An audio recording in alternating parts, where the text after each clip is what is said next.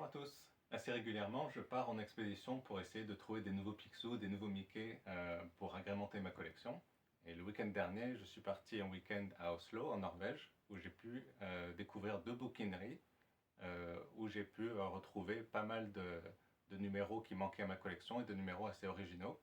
Alors d'habitude, quand je trouve des nouveaux numéros pour ma collection, je partage des photos sur le Discord. Mais cette fois-ci, j'ai décidé de faire quelque chose d'un peu plus original et de vous montrer un à un les magazines que j'ai pu trouver. Euh, Vous allez voir qu'il y a pas mal de choses qui sont assez originales. Pour commencer, voici des magazines norvégiens que j'ai pu trouver. Normal, c'était en Norvège. Mais il y en a deux, trois qui sont assez intéressants. Alors déjà, j'ai été étonné de voir qu'il y en avait pas mal des années 50 et qui n'étaient pas spécialement chers. Donc ici, c'est un magazine des années 1970, mais ici c'est 1960, ici c'est 72, ici 56. Et ceux-ci sont assez spéciaux. Déjà, je ne les avais jamais vus, ceux-ci. Mais ce qui les rend spéciaux, c'est aussi qu'il n'y a quasiment pas de Disney à l'intérieur. C'est juste la couverture, plus un gag à l'intérieur. Je ne sais même pas si j'arrive à le retrouver, qui est du Disney. Et le reste, c'est des bandes dessinées diverses, du Popeye, des choses comme ça. Donc je trouvais que c'était assez rigolo. Ils sont des années 50, 55, 55 et 57. Voilà, donc je les ai trouvés intéressants, je les ai pris. Et il y a ce magazine-là qui est aussi assez unique. C'est un magazine de fans, un fanzine, qui est exclusivement sur les produits dérivés et en particulier les automobiles des histoires Disney. Donc ici, vous reconnaissez la voiture de Donald, la 313. Et donc à l'intérieur, c'est principalement des explications sur les différentes voitures dans l'univers de Disney et de Donald en particulier. Je crois que c'est un exemplaire unique, il n'y a eu qu'un seul numéro de Duckmobile. Voilà, je l'ai pris aussi, me paraît être très sympa.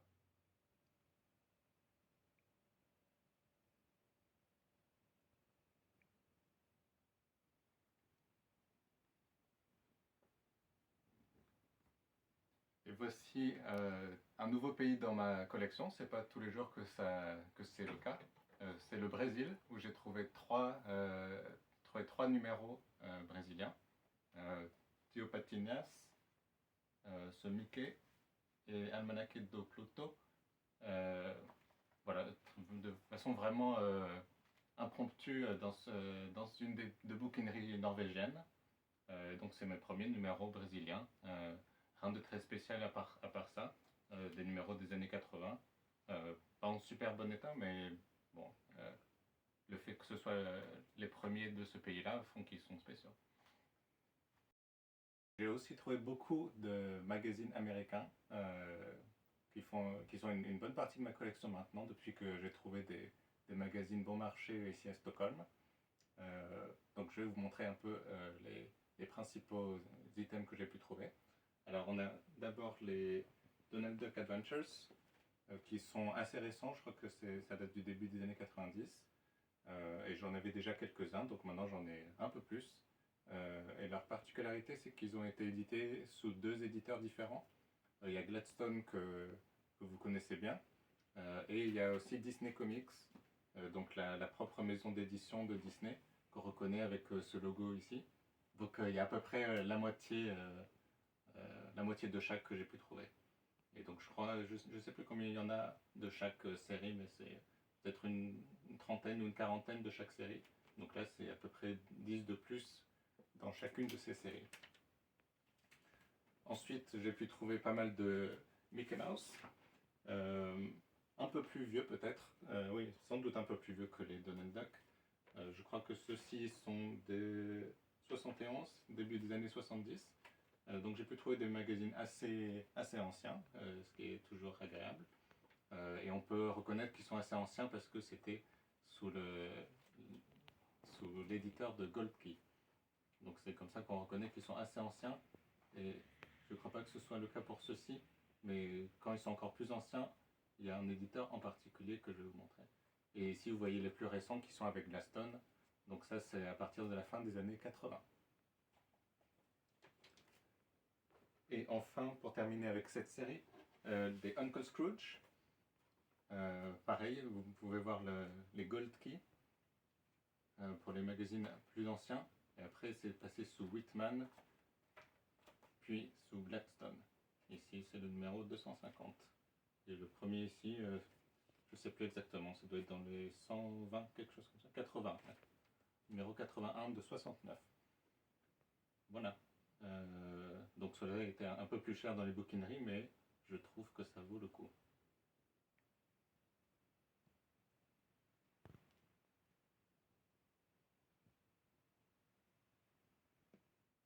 Parmi les quelques formats pocket que j'ai pu trouver dans ces deux bouquineries norvégiennes, voici quelques magazines US. Tout d'abord, ceux-ci je ne les ai pas encore déballés. Il s'agit de 5 Mickey Mouse Digest. Donc c'est des formats pocket comme ça aux États-Unis. Ils sont assez rares. En général, c'est des formats A4 souples qu'on a ou des formats hardcover comme on appelle. Mais ici, c'est des formats pocket. Et donc, il y en a 5. Je crois que la série en compte 7 au total. Et j'en avais déjà un, donc il m'en manque plus qu'un dans cette série.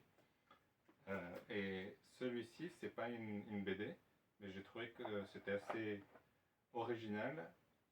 C'est un livre, donc il est pas sur Index parce qu'il n'y a pas de magazine de bande dessinée dedans. Mais donc, c'est un guide pour le club Mickey Mouse. Donc, je pense qu'il y avait des clubs locaux comme on peut avoir des clubs de lecture et des choses comme ça, mais dédiés à Mickey Mouse.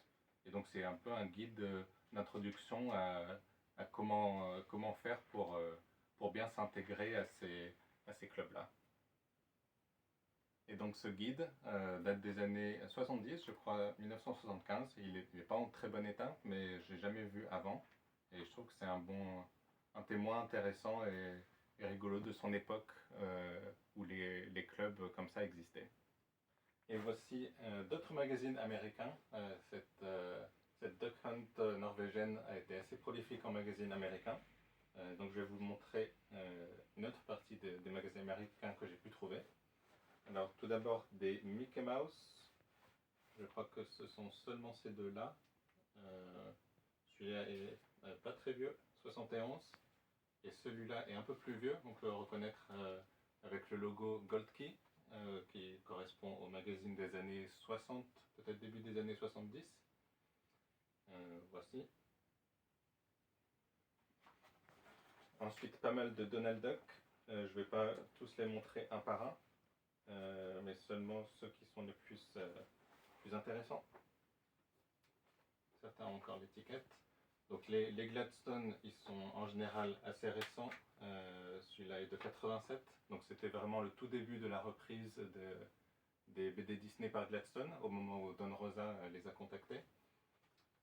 Mais également des magazines plus anciens, comme encore une fois un Gold Key ici.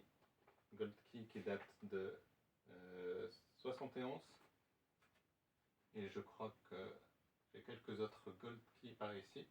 Mais encore plus anciens que Gold Key, vous avez les magazines d'Elle, comme celui-ci.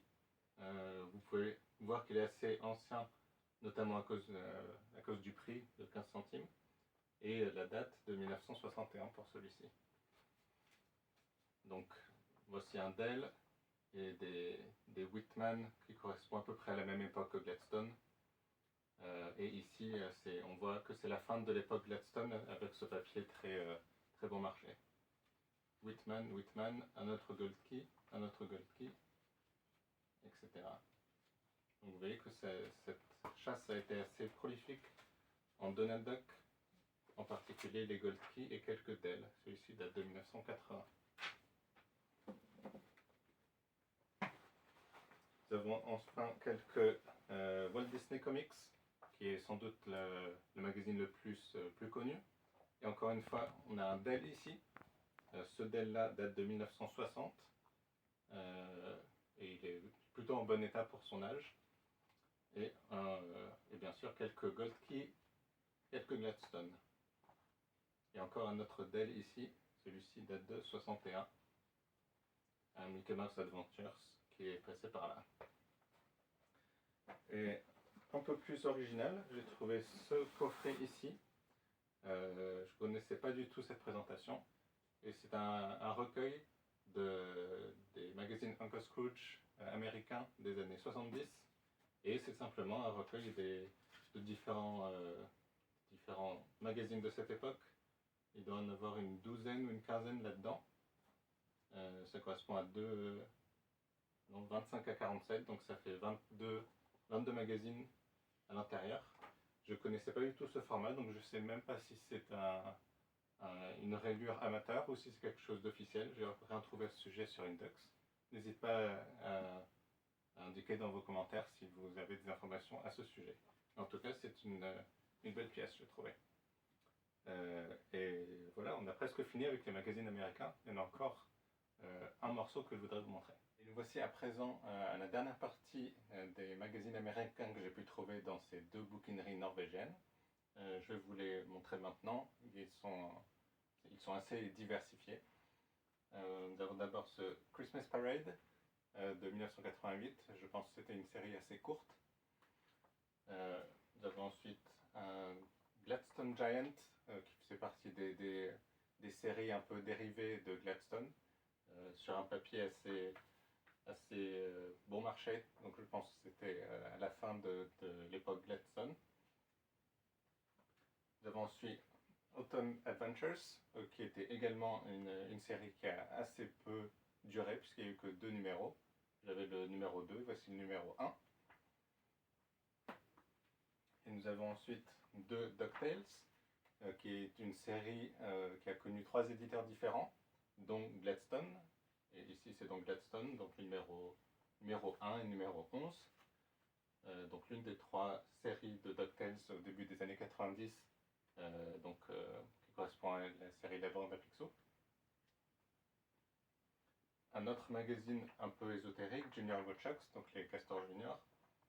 Ici c'est le numéro 2, et je pense que c'était également une série qui a peu duré.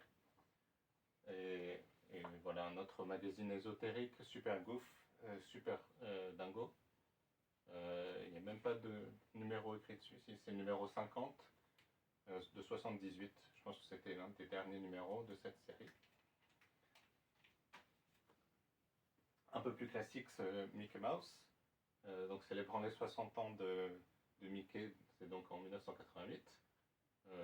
Mickey Mouse qui est une série assez classique des bandes dessinées américaines. Voici le numéro 244. Et enfin, 2 autres numéros également assez ésotériques, mais qui font cette fois partie des éditions Disney Comics, qui a également édité des BD Disney. Donc ici on voit Too Many Pets, qui était l'une des premières bandes dessinées de Barks. Et ici une bande dessinée plus italienne, puisqu'on peut voir Super Dingo et des graphismes assez italiens, et même Geppetto dans la pendule derrière.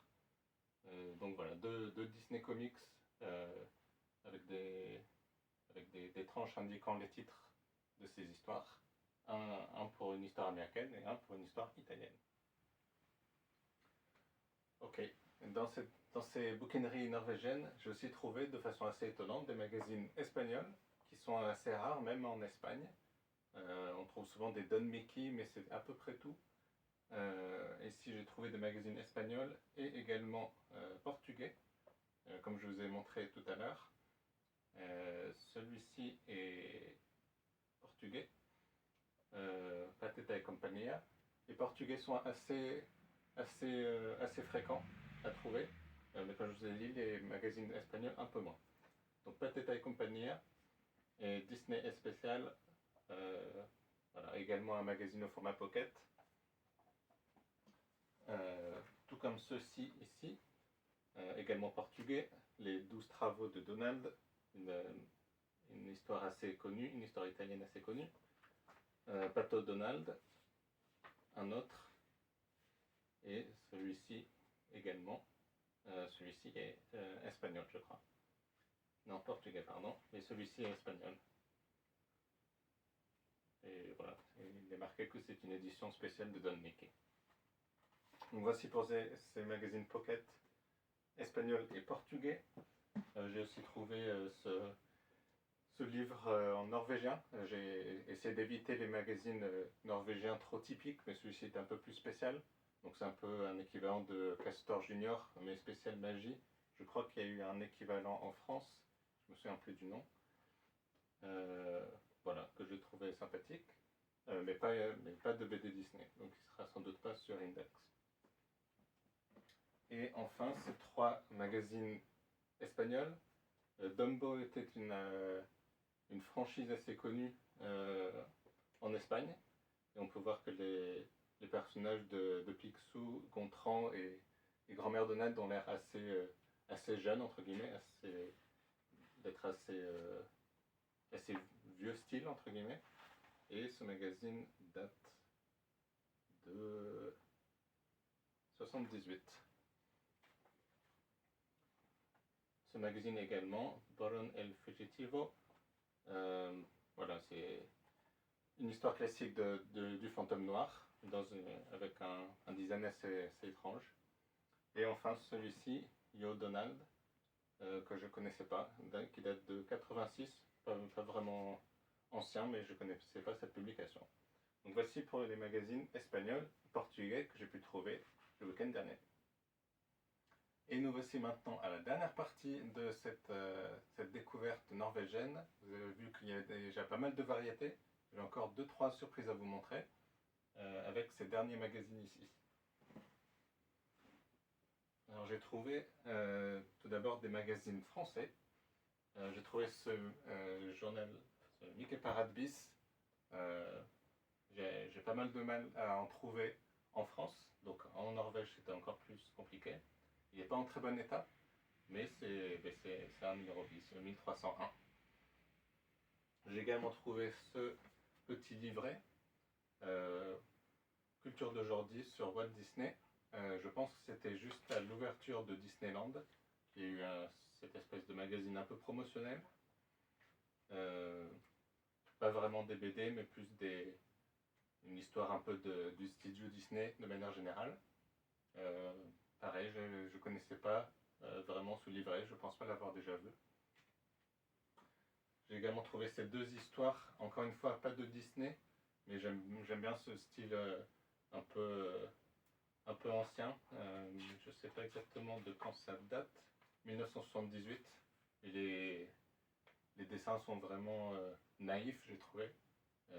Donc voilà, j'ai décidé de les prendre. Et je pense que ce sont des livres de chansons en même temps que des histoires courtes.